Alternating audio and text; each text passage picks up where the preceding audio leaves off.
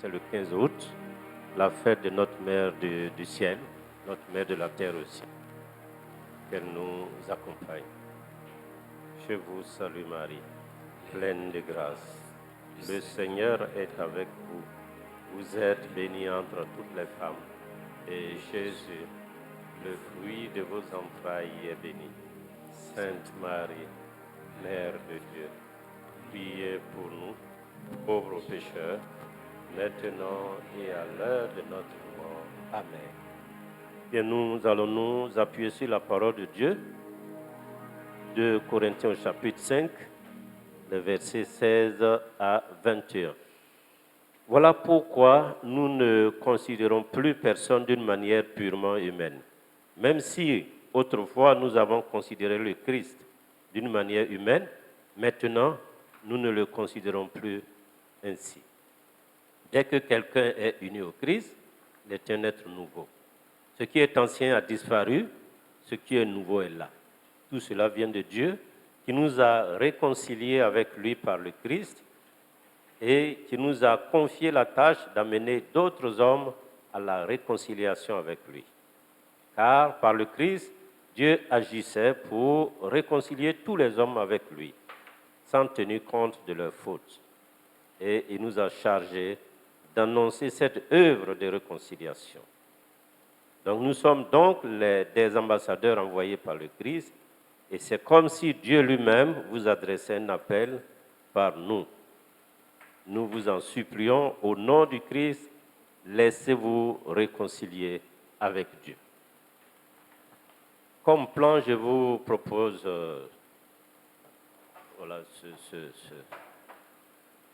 Donc après petite introduction, nous allons prendre nos textes, nous allons le dépouiller, et puis nous allons décrire les langages de la réconciliation. Et puis nous verrons, deuxième point, les obstacles à la réconciliation. Point 3, le pardon est la condition sine qua non de la réconciliation. On va finir quelques minutes sur le pardon. Et puis 4, comment découvrir son langage de la réconciliation, celui de l'autre, en particulier celui du conjoint. Et puis 5e point, comment restaurer une relation brisée. Et puis si nous avons le temps, nous pourrons faire des exercices pratiques de réconciliation. Et puis terminer par une petite conclusion. Voilà, donc 2 personnes vivant ensemble connaissent des heurts. Donc il n'y a pas de couple, de famille, de communauté sans conflit. C'est vraiment un rêve utopique. Donc nos différences qui sont en fait des richesses nous attirent puis nous opposent à cause de nos différentes cultures, éducation, formation, tempérament, ethnie, confession religieuse, sexe, besoins, etc. Donc Dieu ne permettra jamais une vie sans conflit, mais il proposera toujours des moyens à ses enfants pour les résoudre. Donc les conflits ont des aspects positifs qui nous sanctifient, nous rapprochent de Dieu et des autres, s'ils sont bien gérés. Donc nous-mêmes sommes souvent en conflit avec Dieu et avec nous-mêmes. Et Dieu a la solution. On en a parlé il y a une semaine. La solution, c'est la réconciliation avec lui, avec l'autre, avec nous-mêmes. Parce que l'amour est un besoin vital, une nécessité, un impératif pour les conjoints, les parents et les enfants, pour les relations interpersonnelles. Mais il faut comprendre que nous aimons tous d'une manière imparfaite. Pourquoi? Pour la simple raison que nous-mêmes, nous ne sommes pas parfaits. Pourtant, nous voulons aimer, mais nous n'arrivons pas à aimer d'une manière parfaite. Mais aucun de nous n'en est capable, parce que simplement, nous ne sommes pas parfaits. C'est pourquoi nous devons apprendre à confesser nos torts à la personne que nous avons offensée. Donc, ce n'est pas la perfection qui fait la réussite du mariage ou d'une communauté, mais la volonté de reconnaître ses erreurs et de chercher le pardon. Donc, Dieu est venu sur terre en Jésus-Christ pour ce but capital et éternel, le pardon des péchés des hommes. Donc le couple fait à l'image de Dieu est appelé à pardonner comme son Créateur. Donc Jésus est venu nous donner la solution, le remède au péché, le pardon et la réconciliation. Et la plupart d'entre nous veulent vraiment entendre et formuler des excuses authentiques. Donc le problème réside dans la définition que chaque conjoint a de la sincérité. Et Gary Chapman explique bien cela dans son livre « Les langages de la réconciliation ». Donc ces signes seront perçus différemment d'un conjoint à l'autre, d'une personne à une autre. Donc ce que l'un considère comme l'ordre de la franchise vous paraîtra comme suspect. Donc le docteur Gary Chapman, qui a beaucoup écrit pour aider les couples, nous propose comme les 5 principaux de langage d'amour, 5 principaux langages d'excuses, de pardon, de conciliation, très différents les uns des autres. Donc ce sont des paroles, des actes qui disent pardon, faisons la paix. Donc voici ces 5 principaux langages de la réconciliation, selon Gary Chapman. 1. Exprimer ses regrets. C'est-à-dire, je suis désolé, je suis peiné, je suis attristé, chagriné, bouleversé. 2. Reconnaître sa responsabilité. C'est-à-dire, j'ai eu tort. Le premier, exprimer ses regrets, je suis désolé. 2. Reconnaître sa responsabilité, j'ai eu tort. 3. C'est réparer. Que dois-je faire pour arranger les choses? C'est la réparation. Un 4e langage, c'est se repentir sincèrement, vraiment. J'essayerai de ne plus recommencer. Et puis, le 5e langage, c'est demander pardon. Acceptes-tu de me pardonner si tu voudrais bien me pardonner? Donc, exprimer ses regrets, c'est-à-dire je suis désolé, reconnaître sa responsabilité, j'ai eu tort, réparer, que dois-je faire pour arranger les choses? Puis se repentir vraiment, c'est-à-dire j'essaierai de ne plus recommencer. Et puis demander pardon. Acceptes-tu de pardonner? Parce que c'est une demande. Donc nous allons prendre nos tests que vous avez faits. Nous allons corriger et puis avancer. J'espère que vous avez fait le test. Bien. Oui. Ah oui, ceux qui n'étaient pas là, bon, c'est difficile. Mais ceux qui étaient là la dernière fois, on leur a distribué. Et puis en ligne aussi, je pense que vous avez mis pour ceux qui nous suivent.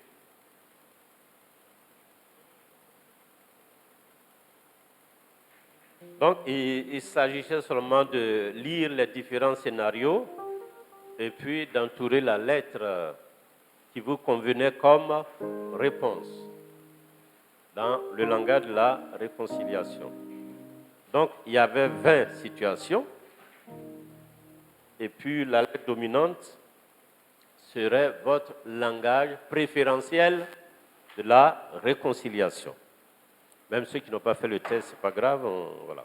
Mais ceux qui ont fait, on va corriger. Donc, le A, c'est reconnaître sa responsabilité. Le A. Le B, c'est demander pardon. Voudrais-tu, accepterais-tu de me pardonner?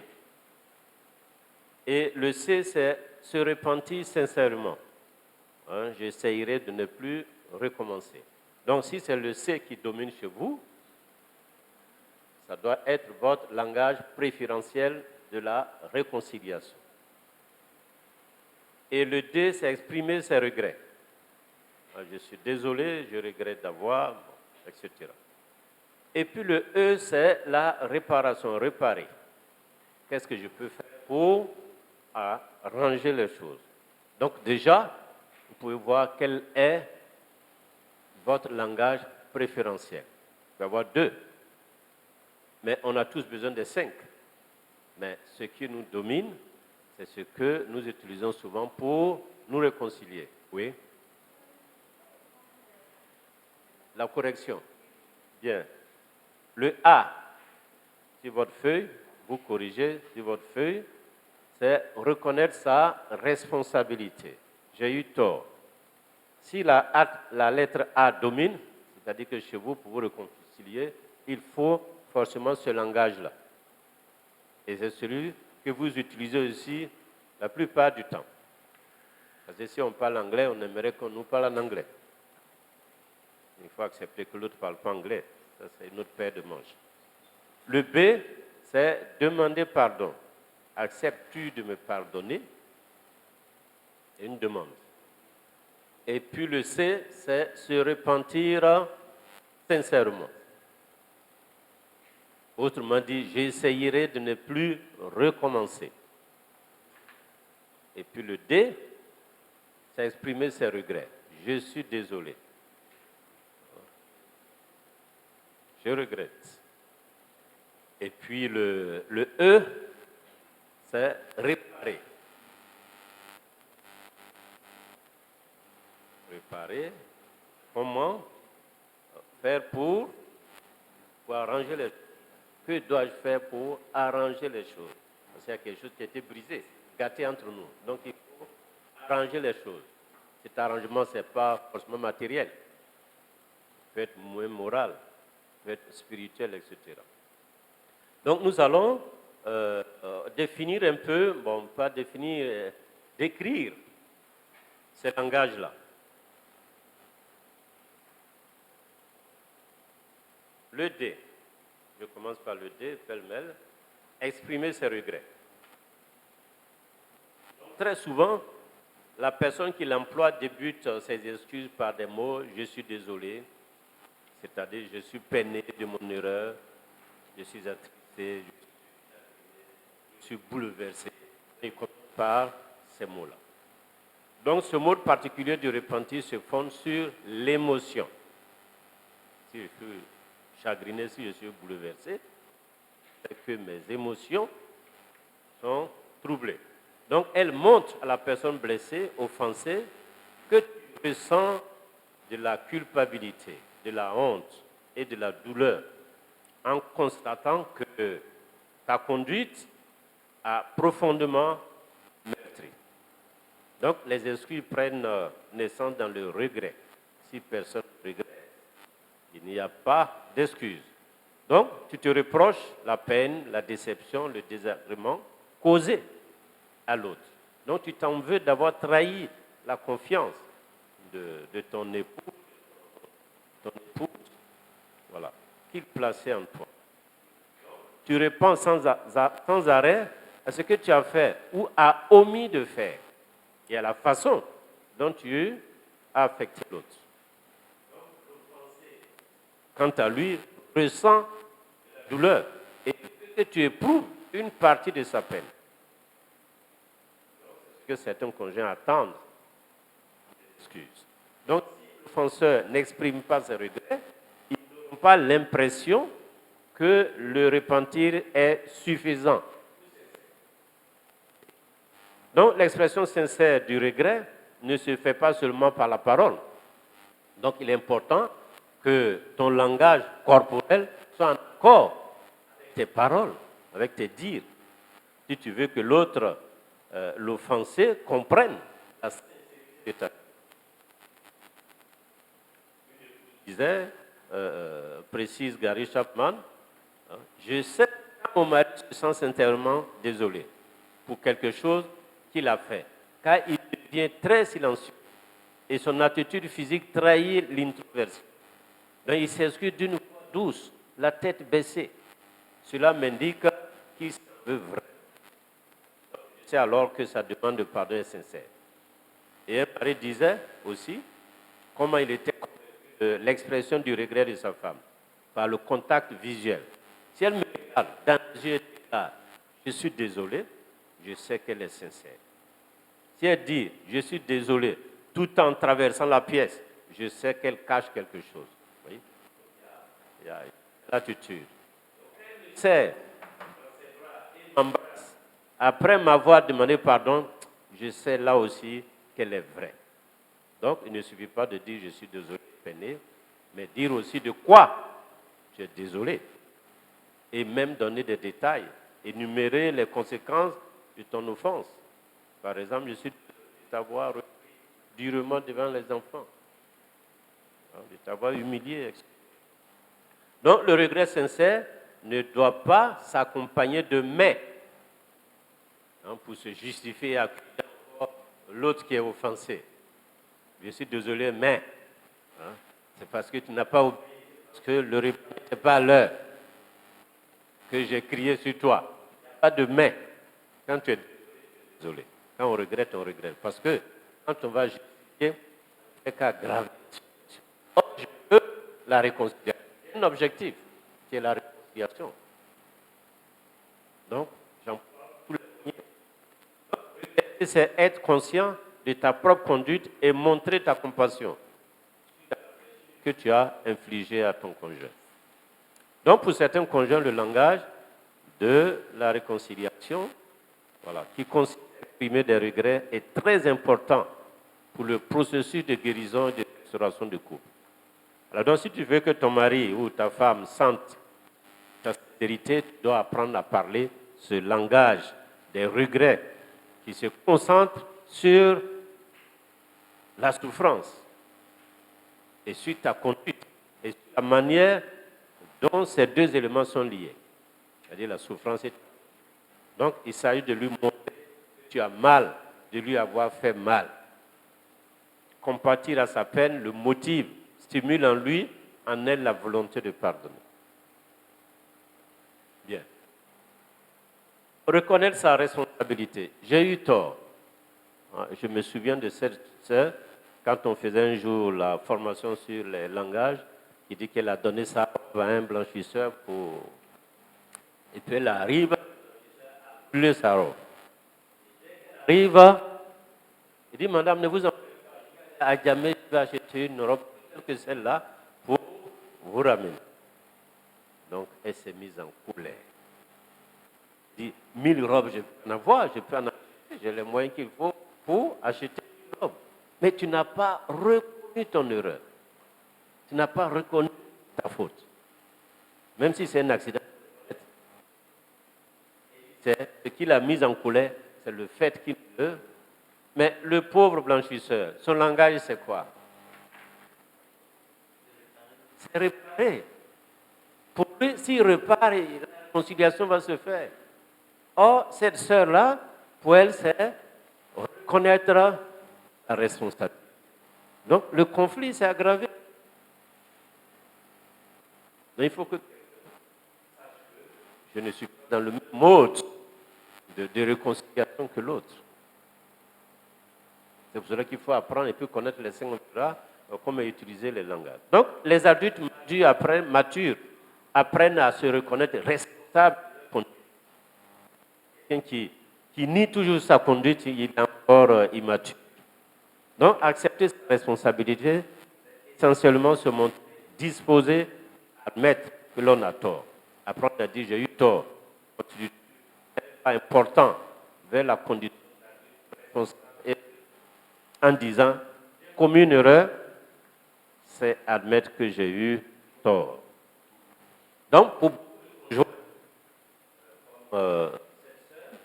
la reconnaissance de sa responsabilité, de sa faute, est préalable pour le pardon, la réconciliation. Donc nous devons apprendre cette réalité-là. Donc il y a une épouse qui disait, je ne veux pas qu'il se contente de me dire je suis désolé que tu aies été blessé. Je veux qu'il reconnaisse avoir mal agi. Ça fait tellement mal. Comment peut-il tourner les temps sans s'excuser? Comment peut-il ne pas se rendre compte à quel point il est mal de crier après quelqu'un? Et puis notre épouse disait avec des larmes, mon mari n'admet jamais qu'il fait quelque chose de mal. Il le balaie sous le tapis et ne veut plus en parler. Si je soulève à nouveau le problème, il répond, je ne sais pas ce que j'ai fait. Pourquoi n'arrives-tu pas à oublier tout simplement? Bon, s'il pouvait admettre que c'était mal, je serais disposé à lui pardonner. Mais quand il agit comme il n'avait rien à se reprocher, j'ai énormément de peine à oublier. Donc, cette sœur dont je parlais plus haut, avec son mari en ce moment, il y a conflit. Son mari dit, je l'ai bousculé. Elle dit, il m'a frappé. Les deux familles sont venues pour régler. Ils n'ont pas pu faire la réconciliation. Elle a convoqué la police. C'était chaud. Parce que ce qui lui fait mal, elle tient à son langage de réconciliation. Il ne reconnaît pas ce qu'il m'a fait. Ça, je ne peux pas laisser.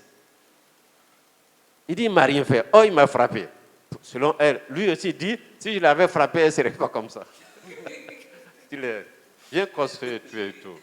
Bon, mais c'est qu'il y a eu palabre, elle était en colère. Bon, un jour j'étais ici, je suis allé la retrouver. Bon, je savais qu'elle va... Bon, on se connaît. Donc je suis arrivé, je ne lui ai pas donné la parole, rien. Il dit, je suis venu te parler de la croix du Christ. Et quand j'ai fini de parler de la croix, j'ai dit, je m'en vais. Je ne veux même pas t'écouter, rien. Il faut en faire ce que tu veux. Voilà. Et puis bon, ils sont encore là. Parce qu'elle avait intimé l'autre. Il quitte la maison. Ah oui. C'est lui qui doit quitter la maison. Et puis la laisser, c'était chaud. Bon, ça commence à aller. Avec le temps, bon. Mais lui, il n'a pas encore reconnu son tort. Donc ça ne peut pas bien finir. Mais le jour qu'il va reconnaître, elle va laisser passer. Mais lui, ce n'est pas son langage. Mais il ne comprend pas ça. Bon, en plus d'autres obstacles. Bon. Donc, 3, réparer. Si on n'a pas bien compris, on peut revenir pour donner des exemples. Que dois-je faire pour arranger les choses?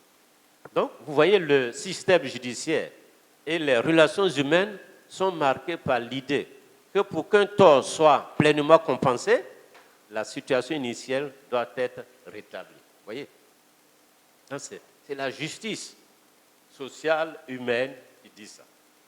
Donc, quand tu as commis une faute, tu as causé du tort à autrui, soit au niveau relationnel, matériel, social, financier, spirituel. Donc, tu lui dois quelque chose. Donc, tu dois réparer et il a une ascendance sur toi. Donc, tu es comme son prisonnier. Donc, tu dois payer ta dette à la personne à laquelle tu as causé du tort. Donc, elle peut être symbolique ou intégrale. Et le langage de la réconciliation peut nous permettre de comprendre la situation de notre pays. Il y a des gens qui attendent la reconnaissance des torts depuis 20 ans. Et ça ne vient pas. Il y a d'autres qui attendent la réparation, ne serait-ce que symbolique. Nous venons vous demander pardon symboliquement. Voilà. On ne peut pas ramener de vie, mais voilà ce que ça va adoucir, ça va apaiser. Mais non, on ne fait pas ça. Non? Les rancœurs sont toujours là. Parce qu'il n'y a pas de vraie réconciliation. Donc ta volonté d'essayer de compenser la peine que tu as causée est la preuve que tu t'excuses ou demandes pardon réellement. Donc pour celui qui s'exprime dans ce langage de la réconciliation, une voix en lui déclare, tu dois faire quelque chose pour réparer ce que tu as fait. On voit dans les couples, il m'a trompé, il n'a même pas acheté un pain pour me demander pardon. J'ai entendu des femmes me dire ça. Et il y a d'autres, des hommes qui achètent des voitures pour demander pardon. Ils essaient de réparer. Par contre, celle dont je parle là, même si tu lui achètes un avion, il n'y a pas de réconciliation. Tant que tu ne reconnais pas et que tu répares, elle ne comprend pas, elle ne sent pas, elle ne vit pas la réconciliation. Mais il faut que son mari apprenne son langage. Je pense qu'on peut passer rapidement, puisque bon, on comprend bien. Donc, je vois par exemple mon fils, notre fils, bon, il n'est pas à moi seul. Bien, lui, c'est la réparation. On a fait le test à la maison 2 fois. Bon, on connaît pour chacun. Bien. Mais ce n'est pas toujours évident de se réconcilier, même si on connaît. Tu sais, les obstacles et tout ça. Lui, c'est la réparation. Donc, quand il promet, on va aller à la plage, par exemple, Et puis, il y a eu des circonstances qui ont fait qu'on n'a pas pu aller. Mais il faut réparer. Il ne faut pas venir dire seulement, je m'excuse, on n'a pas pu aller, on va laisser tomber. Non, il faut réparer. Même si c'est symboliquement. On peut aller à ce que c'est, on peut aller ailleurs. Il faut faire quelque chose pour montrer que ce que tu as fait n'est pas bien et que j'ai envie de réparer, de te restaurer dans tes droits. Vous voyez? Et ceux qui veulent la réparation, ils ne sont pas à juger, à condamner, non. Quelque chose en eux réclame la réparation. Dieu nous a fait différents. Heureusement. Parce que si tout le monde était pour la réparation, ce n'était pas bien. Mais ceux qui veulent la réparation, il faut les comprendre. Ça peut être symbolique, ça peut être quelque chose. Tu te fais du tort, voilà. S'il lui dit de laisser, bon, tu laisses. Bien. La réparation peut prendre du temps. Ça peut prendre du temps. C'est la réconciliation, ce n'est pas automatique. Hein? Bien. Donc, on parle du repentir maintenant. Se repentir vraiment. Ceux qui ont pour langage le C, je ne sais pas qui a pour langage le C, c'est vous qui avez fait le test. Personne? Ah. J'aurais aimé avoir quelqu'un avec moi. C'est moi, c'est mon langage de la réconciliation. Se repentir vraiment. J'essayerai de ne plus recommencer. Donc, j'avais des ulcères. Et puis, j'ai compris que si je m'agrippe à ce langage-là, c'est moi qui vais périr. Parce que quand ils disent qu'ils ne vont plus recommencer, ils recommencent. Tu vis avec des gens qui répètent les mêmes choses. Ah. Donc, c'était une souffrance pour moi. Or, pour moi, quand tu dis que tu ne vas plus, je crois que vraiment tu vas arrêter de faire. Et c'était vraiment difficile. Donc, j'ai compris que, bon, pour guérir de mes ulcères, il faut que je lâche, je relativise. Même si on me dit qu'il ne faut pas prendre ça à 100%. Non. 50%. Mais je reconnais que c'est mon langage préférentiel. Pour moi, ce n'est pas trop parler. Quand on me reproche quelque chose, je me lève, je ne fais plus. C'est la manière de me réconcilier. J'essayerai de ne plus recommencer. Mais comme nous sommes pécheurs, pourquoi j'ai lâché du lest avec les membres de ma famille? Parce que Dieu m'a fait voir par rapport à lui. Quand je vais me confesser, je dis je ne vais plus recommencer. Or, chacun de nous a un péché qu'il va garder à vie. Quoi que tu fasses, ça est là. Dieu est fort, hein, il est intelligent. Pour qu'on soit humble, parce que s'il enlève ça, tu ne vas plus venir à lui. Il ne te tient plus.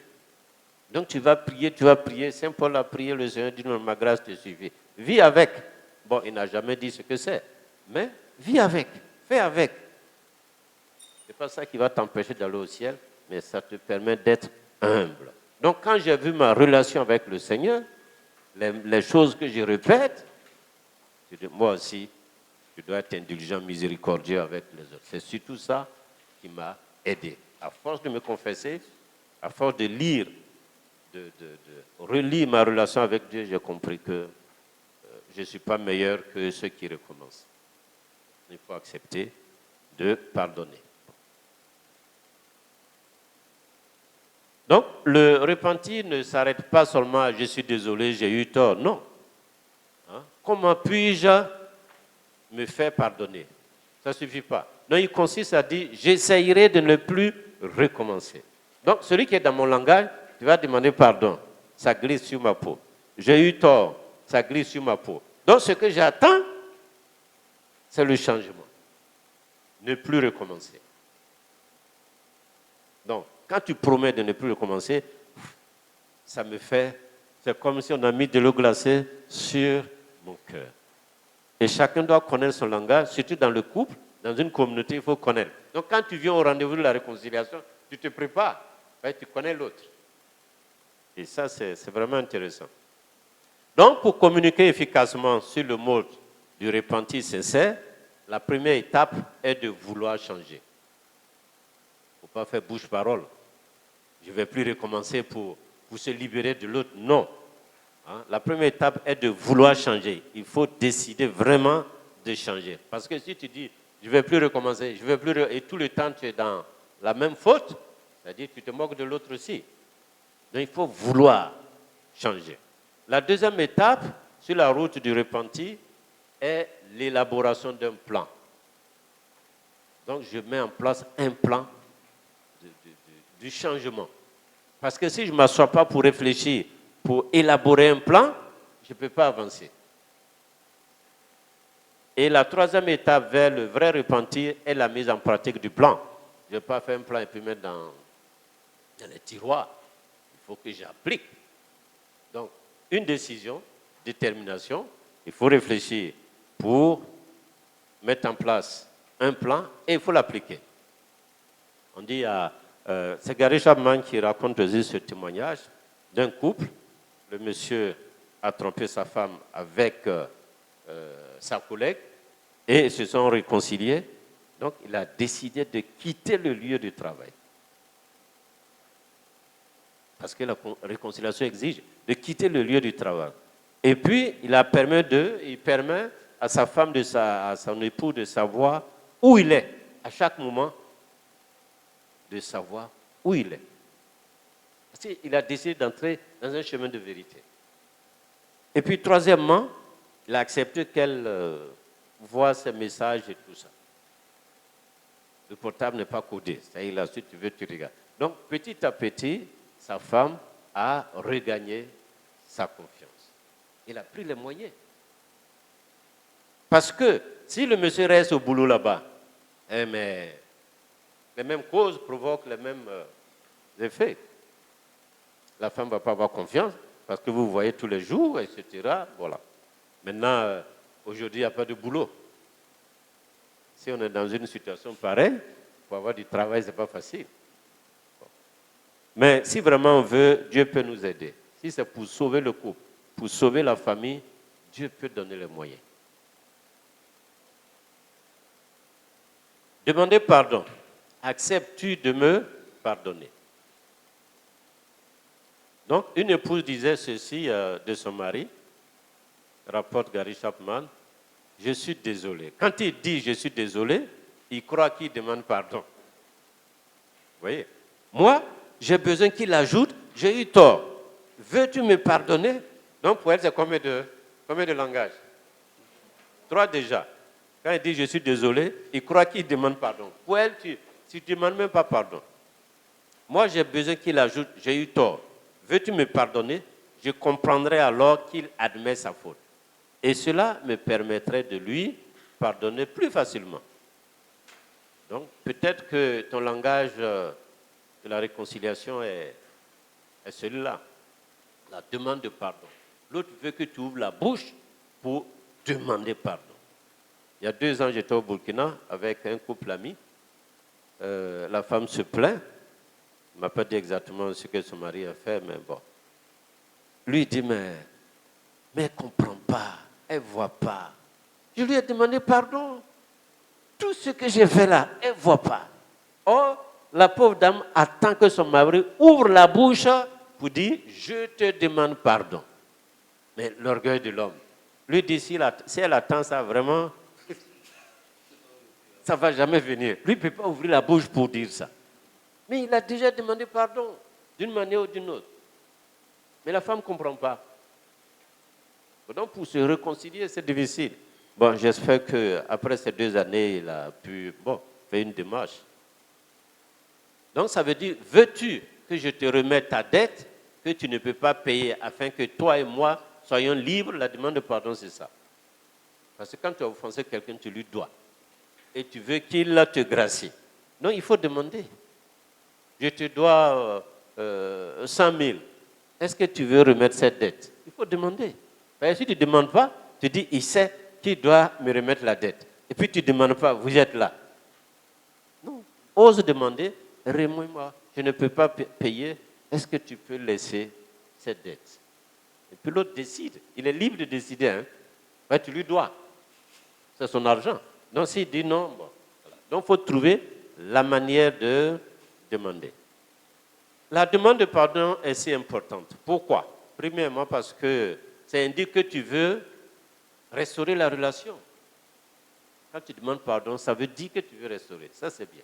Deuxièmement, La demande montre que tu te rends compte que tu as mal agi et que tu as offensé l'autre, hein, intentionnellement ou non. Donc cela montre que tu mérites une condamnation ou une sanction. Tu prouves à l'autre que vraiment ce que tu as fait, c'est mal et que tu mérites d'être puni. Et ça fait du bien à l'autre de le savoir, que tu te repens. Et puis troisièmement, demander pardon montre que tu es désireux de mettre l'avenir de la relation entre les mains de ton conjoint offensé. Or, souvent, on ne veut pas remettre la relation. Tu as eu tort, tu as blessé l'autre, tu as affaibli.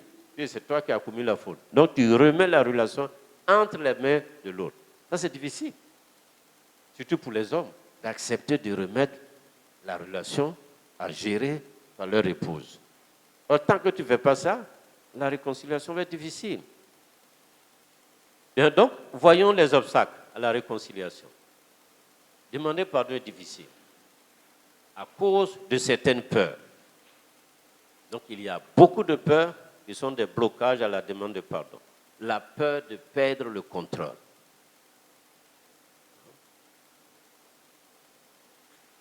Parce que si je demande pardon à quelqu'un, voilà, cela suppose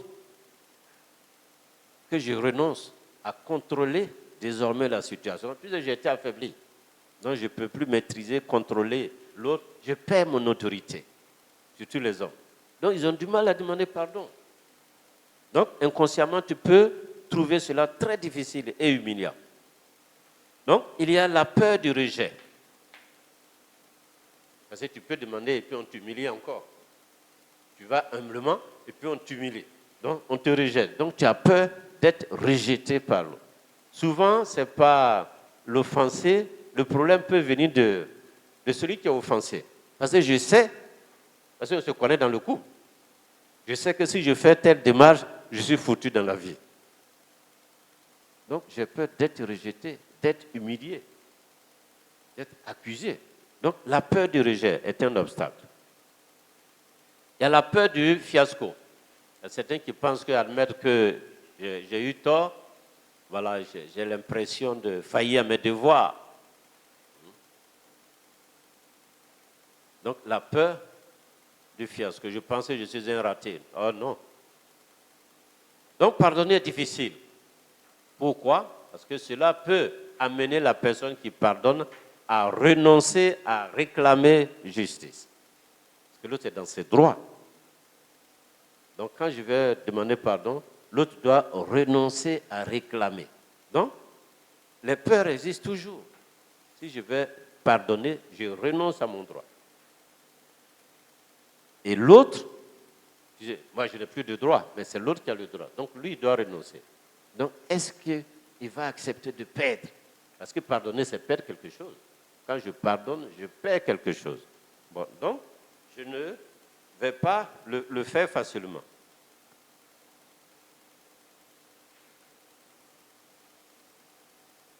Parce que celui qui pardonne doit passer l'éponge sur des conséquences à long terme. Et quelquefois, ces conséquences-là, c'est pour la vie. C'est pour la vie. Une blessure peut être pour la vie. Donc, pardonner, ce n'est pas facile. Le pardon a un coût élevé. Un coût élevé. Il coûte cher. C'est pour ça qu'on dit, quand tu t'inclines, incline-toi profondément. C'est-à-dire, si tu veux demander pardon, il faut accepter de t'humilier. On dit, quand tu portes un canari et que le canari se casse, il faut accepter d'être mouillé. Mais il y a des gens qui veulent redresser le... Non, c'est impossible. Tu as commis une faute, reconnais, accepte d'être humilié, d'être battu. Or, c'est difficile de l'admettre. Pourquoi? Parce qu'il y a l'orgueil. Nous sommes tous orgueilleux et tout ça. Donc, l'orgueil est un obstacle. La peur de l'autre, un obstacle. De ne pas être bien accueilli, de ne pas être bien compris, de ne pas être pardonné. Pourquoi j'ai demandé pardon? Je sais qu'on va me pardonner. Tu vois? La peur du jugement. Ça, c'est avec les enfants, ce n'est pas seulement dans le couple aussi. Les enfants ont peur d'aller demander pardon parce qu'on ne va pas me pardonner. Il y a la culpabilité. Et ça, souvent, ça vient de l'éducation. Parce que souvent, dans nos familles, on n'a pas appris à demander pardon. On n'a pas appris à pardonner. Celui qui pardonne, c'est qu'il est faible. Celui qui demande pardon, c'est qu'il est faible. Et donc, on grandit avec cet esprit-là. Donc, quand on se marie, on devient adulte, on se marie, on devient despote. Un dictateur dans sa famille. Un homme demandait pardon. On dit, le chef n'a jamais tort. Et comment il va demander pardon, le chef? S'il demande pardon, il n'est plus chef. Vous voyez? On voit nos chefs d'État, les ministres, tout ça, ils ont tort, mais ils ne vont jamais demander pardon. Donc, ils continuent de blesser l'autre. Et puis, bon, j'aimerais dire un mot aussi sur la parole, que j'appelle les maladies de la langue. Ça aussi, c'est des obstacles, savoir parler là. Hein? Il y a certains, les propos excessifs, Proverbe 10, verset 19. Ça, dans la réconciliation, c'est un obstacle. Les paroles vaines, Matthieu 12, verset 36 à 37. Ce qu'on ajoute en plus là, inutilement. Il y a ce qu'on appelle les cancans. Lévitique 19, verset 16. Les racontales, les verbiages, les bagous, les moqueries. Bon. Tu viens et tu te moques de l'autre dans la réconciliation. Ça ne marchera pas. Bien. Dans les maladies de la langue aussi, il y a les mensonges. Tu demandes pardon et puis tu es en train de mentir. Ça ne peut pas aboutir. Ça peut... Oh, on sait que tu mens. Et quand même tu mens. Bon. Proverbe 6, verset 16 à 19. Il y a la flatterie. Ça, c'est un obstacle. Psaume 12, verset 2 à 4. Et puis, bien sûr, il y a les parjures. Les parjures. Ecclésiaste 5, verset 5. Puis, il y a les paroles légères. Légères. Et je t'ai demandé pardon, non? Et puis, tu parles de ça encore. Bon. Comme si ce que tu as fait n'est pas grave. Proverbe 9, verset 20. Et puis, il y a les personnes que j'appelle les nas. C'est-à-dire, ces personnes-là ne peuvent pas garder un secret. C'est difficile de se réconcilier avec ces personnes comme des paniers. Tout passe. Tout passe. Donc, c'est difficile de se réconcilier. Et il y a les personnes, vous voyez, une image pour montrer comme les canards, partout elles font leurs déchets et tout ça. Donc, ces personnes, partout elles passent, elles dénigrent, elles critiquent et tout ça. On ne peut pas se réconcilier avec vous, c'est difficile. C'est difficile. Celui qui ne peut pas garder un secret, c'est difficile. Et celui qui raconte, qui dénigre, ça aussi on ne peut pas. Et puis il y a les personnes venimeuses, les paroles venimeuses. Quand elles te parlent, ça te pique. Dans la réconciliation, on peut te donner des pics encore. Donc, ces trois types de personnes-là, c'est difficile de se réconcilier. Bien, le pardon est la condition sine qua non de la réconciliation. Donc, la dernière fois, on a parlé du pardon. Je voulais faire un bref rappel du bon chemin de la réconciliation. Donc, l'offense survient, c'est inévitable. Deux personnes qui vivent, une communauté a toujours des offenses. Il ne faut pas rêver. 2, tu es blessé, puisque l'offense m'atteint, me touche, me blesse. 3, je murmure, je ressasse, je rumine l'événement, ce qui s'est passé. C'est normal, puisque je suis blessé. On ne peut pas te donner cocotaille et puis on dit ta figure ne va pas se gâter. Ce n'est pas possible. On te gifle et puis on dit il ne faut pas pleurer. Ce n'est pas possible. Et puis 4, tu fais un choix. Après les murmures et tout ça, tu fais un choix. Il faut faire le bon choix. Le bon choix. 5, tu places les reproches au bon endroit. Tu ne mets pas l'homme et le péché ensemble. Ton conjoint ne se réduit pas au mal. Il a fait un mal, mais il n'est pas le mal. Donc, il faut placer le mal et la personne différemment. 6, tu fais le deuil. Le deuil de ce qui, c'est important. Et 7, tu pardonnes. Et puis 8, tu peux maintenant arriver à la réconciliation. Et comme le Père vous a dit, la réconciliation dépend. Mais dans un couple, dans une communauté, il faut nécessairement la réconciliation. Parce que nous sommes appelés à vivre ensemble. Mais celui qui est aux États-Unis, vous pouvez pardonner, vous ne pas vous réconcilier, ce n'est pas si grave. Mais avec le conjoint, avec votre enfant, avec votre prêtre de communauté, vous voyez tout le temps, il faut se réconcilier. Sinon, la relation ne peut pas aller loin. Et puis 9, la confiance. La confiance peut venir. Il ne faut pas rêver d'une confiance immédiate. Non, on peut apprendre à faire confiance à nouveau. C'est possible avec la grâce de Dieu. Et Dieu nous fait confiance. Quand il nous pardonne, là, on fait les bêtises, et il nous responsabilise. Il dit, je te fais confiance. Une fois à la prière, le soir, je pensais, il dit, je te fais confiance. Mais vraiment, quand tu te regardes, tu regardes ce que tu es, ce que tu fais, et puis Dieu dit, je te fais confiance, tu changes. Comme ce frère que j'accompagnais, quand j'étais dans une communauté, il partageait sa vie. Il était avec une femme sur la paroisse et il avait du mal à mettre fin à la relation. Et puis j'avais demandé qu'on choisisse les responsables de fraternité. Et on m'a ramené la liste et j'ai vu son nom. J'ai dit, mais si on m'avait consulté, celui-là ne peut pas être responsable du groupe. Oui. Quelquefois, on se prend pour Dieu. On pense qu'on sait ce qui est bien. J'ai dit, vraiment, si on m'avait consulté, il ne peut pas être responsable à la tête. Et puis après, j'ai dit, bon, on laisse faire comme ça. C'est l'Esprit Saint qui a permis, on laisse faire. Et il est venu me voir. Il dit, mais quand il a vu qu'on l'a choisi pour être responsable, non, il ne peut pas rester dans cette relation, il faut qu'il quitte. Et c'est lui-même qui m'a demandé comment on va faire pour qu'il quitte, de l'aider. Donc on a mis une stratégie en place et il a pu quitter. Donc la responsabilisation l'a aidé à quitter le mal. Vous voyez comment Dieu fait avec nous. Donc dans une communauté, quelqu'un peut être, les autres peuvent critiquer jusqu'à, et puis le responsable ou la responsable, bon, lui confie une mission, les autres murmurent, mais bon, fais confiance. Ça va l'aider, c'est pour lui, ce n'est pas pour le groupe, c'est pour lui-même d'abord. Quand Dieu nous choisit, c'est pour nous d'abord, ce n'est pas pour les autres. Bien, 3 cas de figure dans le pardon. C'est quand le conjoint offenseur est conscient de son offense, donc il se repent. Bon, donc, ça c'est facile. Deuxième cas, il n'est pas conscient de sa faute, du mal qu'il a fait.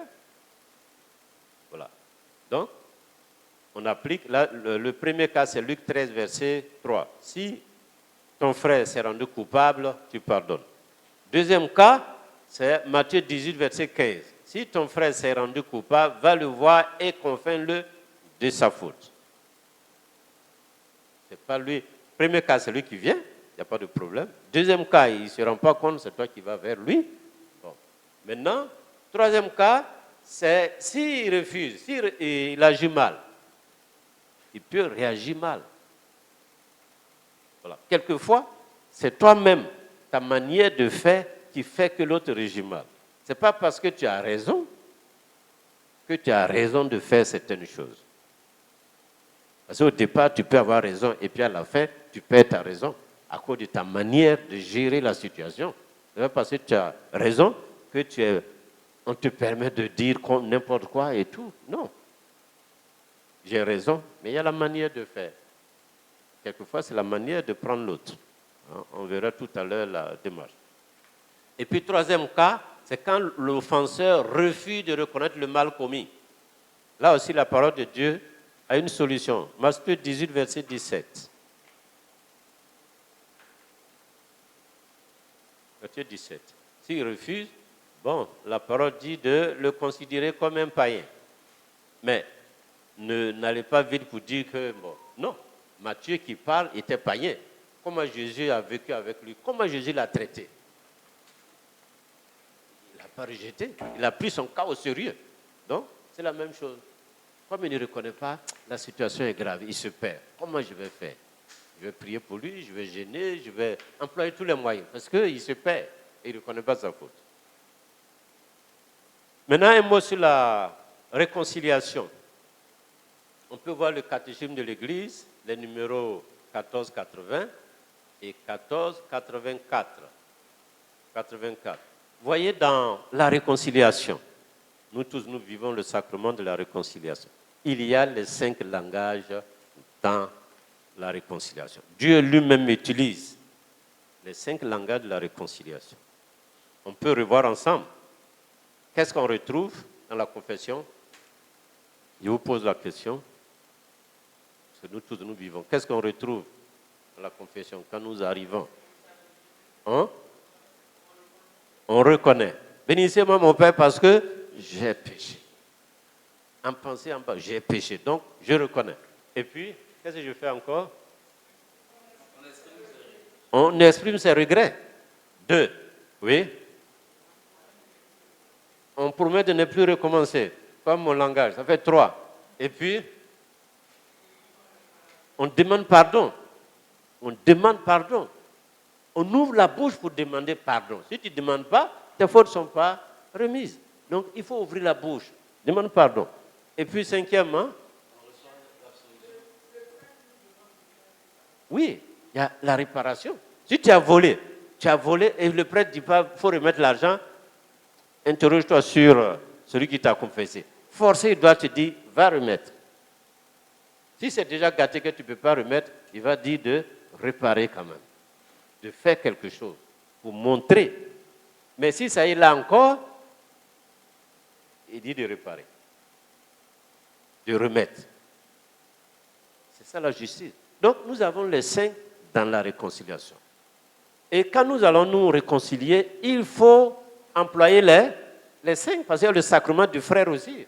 Matthieu 18 dont on parlait tout à l'heure. Le frère aussi, ce que vous aurez lié sur la terre, sera lié au ciel. Donc ton mari a quelque chose sur toi. Toi aussi tu as quelque chose sur lui. Et si tu lis, ce serait lié au ciel. Si tu ne pardonnes pas, il n'est pas pardonné. Mais toi aussi tu t'emprisonnes. C'est ça le problème. Tu emprisonnes l'autre en t'emprisonnant. Donc vous deux, vous sortez 0. Et si tu pardonnes, tu le libères, toi aussi tu te libères. Donc le frère est un sacrement. C'est une bénédiction, c'est une grâce. Il a le pouvoir de te donner le salut.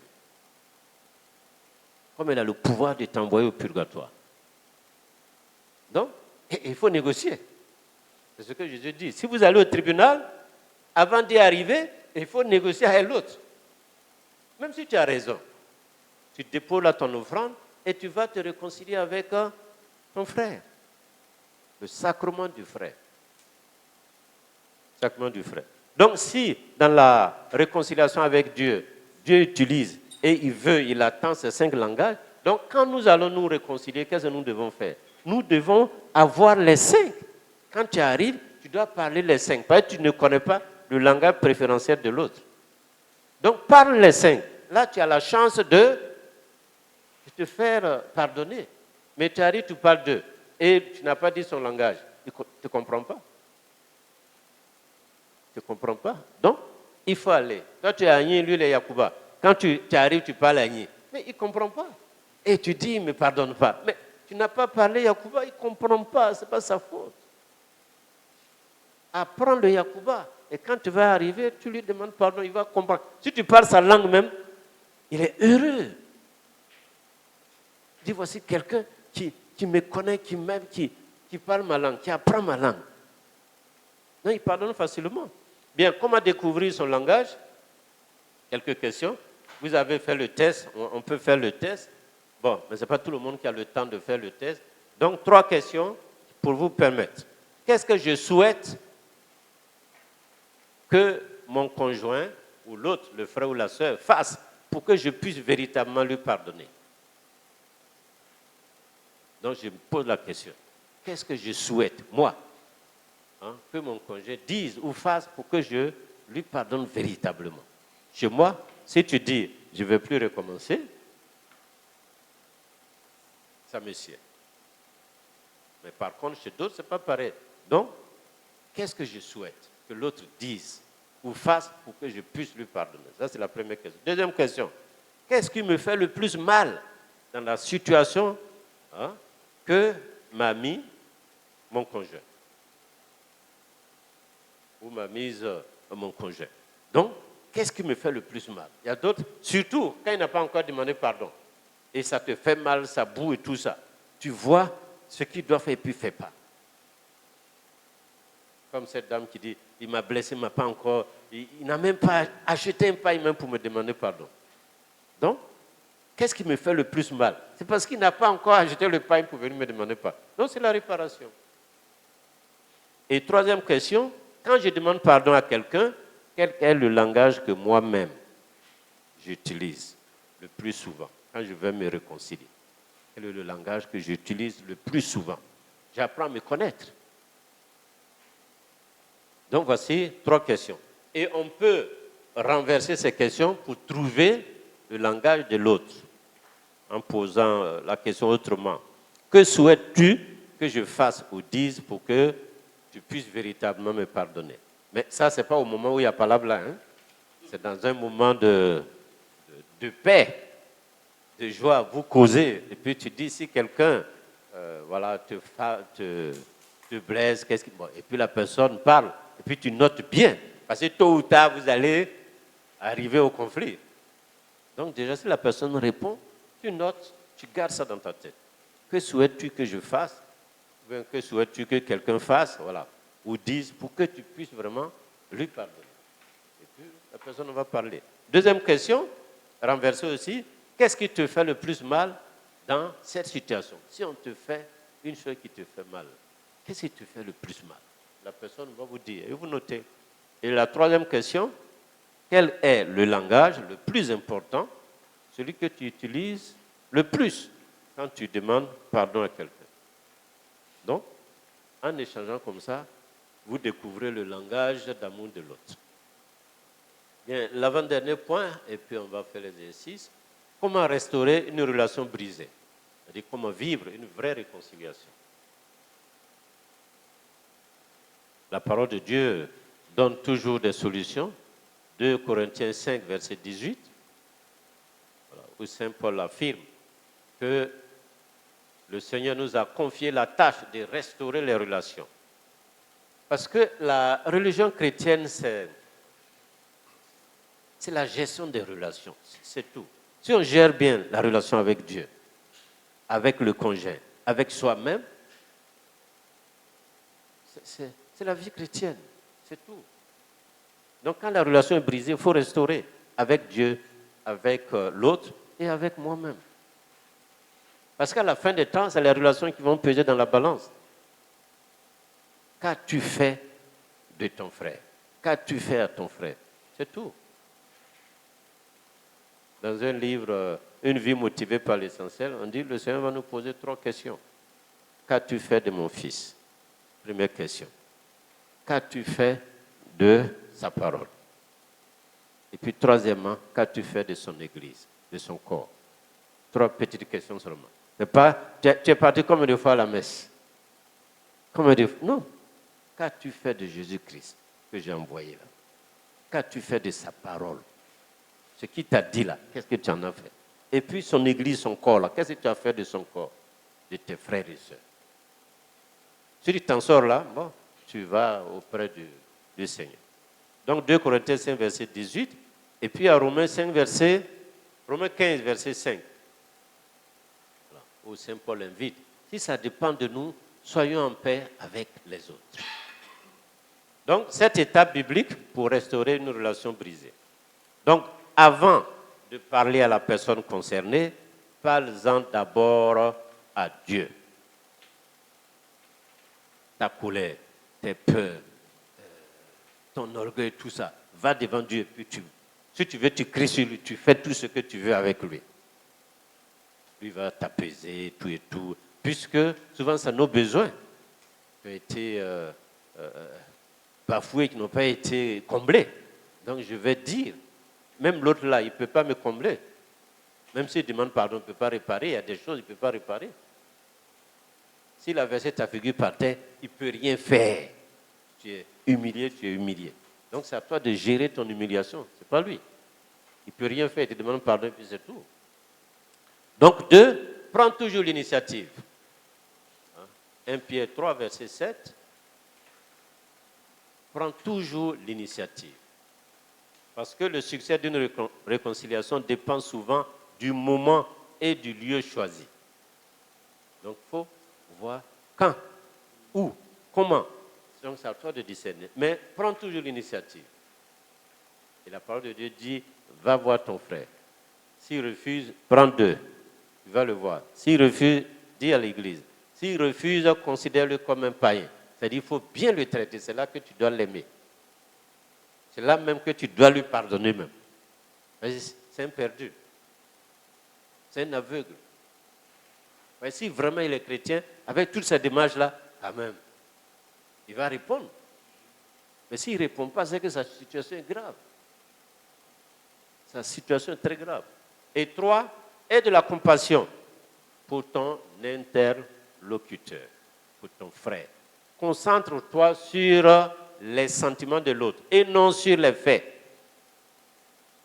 Il t'a insulté, tu ne regardes pas l'insulte, mais tu regardes ses sentiments. Ce qu'il vit, parce que lui aussi il est malheureux. Même s'il fait bouche, parole, il se vante, mais il n'est pas heureux. Parce que Dieu n'est pas en lui. Et quelqu'un qui n'a pas Dieu n'est pas heureux. Il faut qu'on se trompe. L'argent ne fait pas le bonheur, la gloire, l'honneur, ça ne fait pas. C'est éphémère.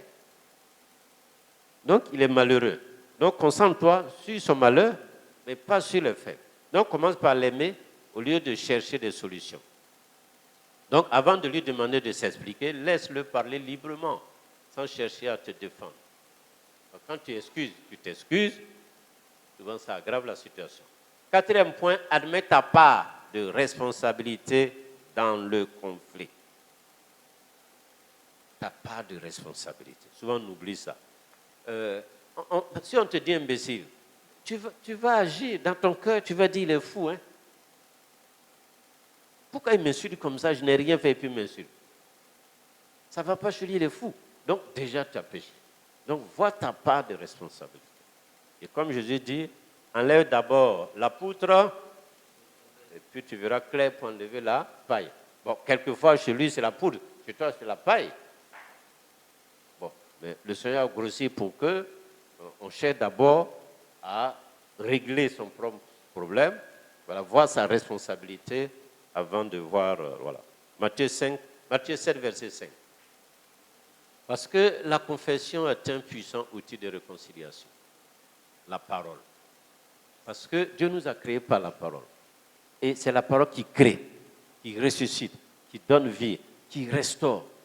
La parole. Donc si tu parles mal, tu détruis. Tu parles bien, ça donne la vie.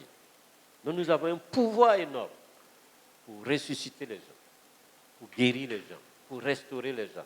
Quand il y a une vraie réconciliation, il y a la joie, il y a la paix, il y a l'unité. 5e point, attaque-toi au problème et non la personne. Voilà. Donc si tu souhaites te réconcilier, tu dois détruire ta réserve d'armes relationnelles. C'est-à-dire la condamnation, le mépris, les comparaisons, le jugement, les insultes, attitudes arrogantes et agressives, etc. Donc, il faut renoncer à ça. Et puis, 6e, montre-toi le plus coopératif possible.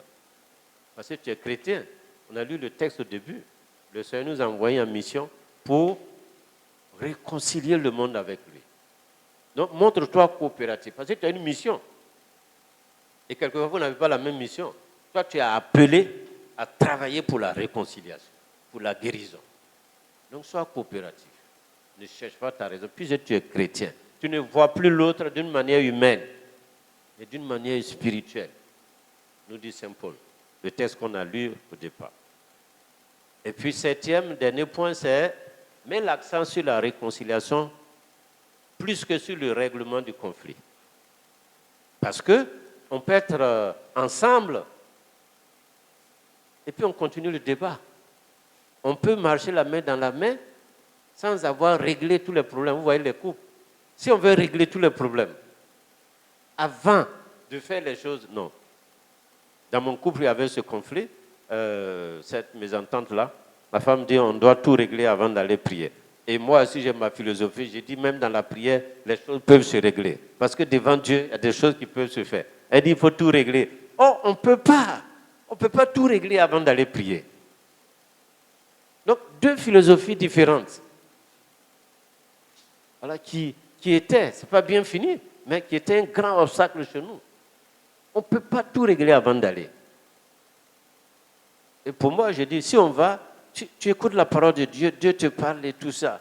Et puis, quelque chose va se passer dans ton cœur. Mais avant là, c'est difficile. C'est difficile.